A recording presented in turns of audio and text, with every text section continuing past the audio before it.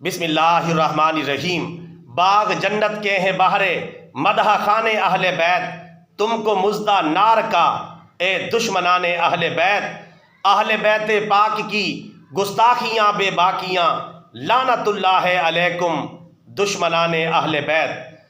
برادران اسلام، مستدرک حاکم کی حدیث شریف نمبر 4712 کے مطابق بین الاقوامی پیغمبر اعظم جناب محمد الرسول اللہ صلی اللہ علیہ وسلم نے ارشاد فرمایا، اگر کوئی آدمی حجر اسود اور مقام ابراہیم کے درمیان کھڑے ہو کر نماز پڑھتا ہو اور وہ روزہ دار ہو اور پھر وہ اسی حالت میں فوت ہو جائے لیکن وہ محمد صلی اللہ علیہ وسلم کے اہل بیت سے بغض رکھتا ہو تو ایسا آدمی دوزخی اور جہنمی ہے۔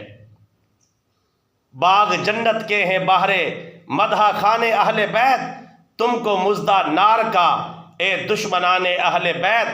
اہل بیت پاک کی گستاخیاں بے باکیاں، لعنت اللہ علیکم دشمنان اہل بیت۔